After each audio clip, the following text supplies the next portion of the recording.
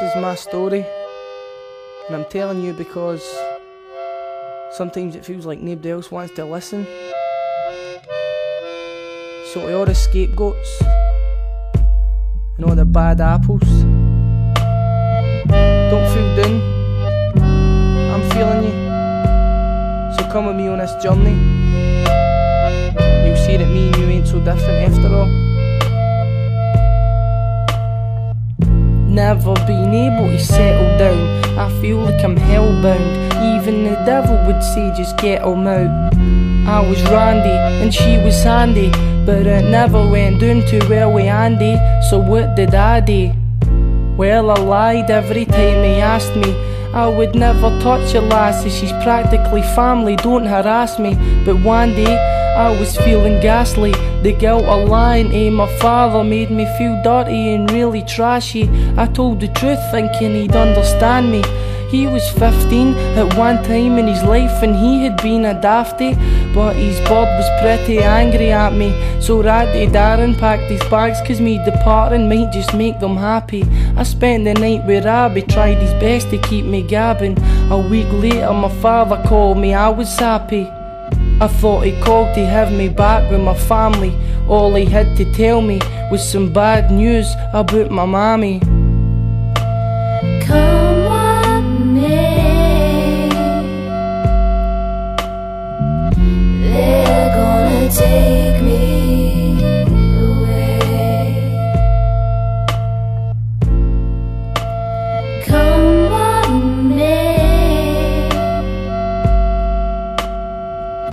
they're gonna take me away.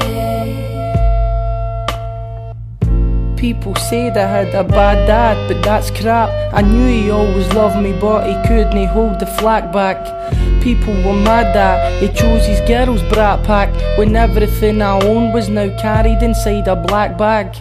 I let it go cause I thought that's that, I can't slack. I need to get my life on track because I've never had that. No clothes, nothing, all I had was a glad rag, a pencil and a notepad strapped into my backpack. I started thinking I could go live at my ma's pad, cause maybe choosing her would be a way to get my dad back.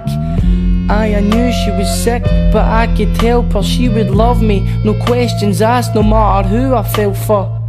Little did I know, while I'm smiling on my dreams, the only breath I had left was on a life support machine. A couple days passed, and before long, the angel that carried me into this world was gone. Come on me,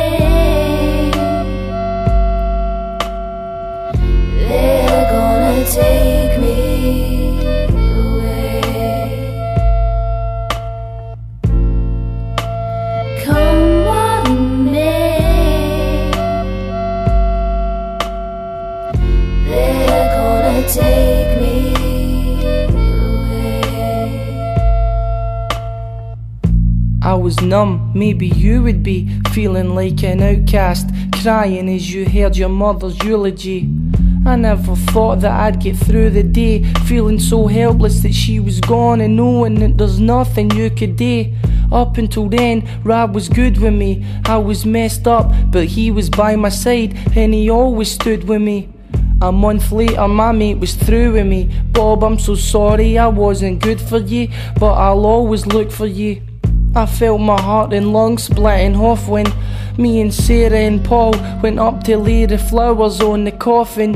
I was sobbing and roaring and coughing, but when I kissed you goodbye, my anger for you, well, it slowly softened.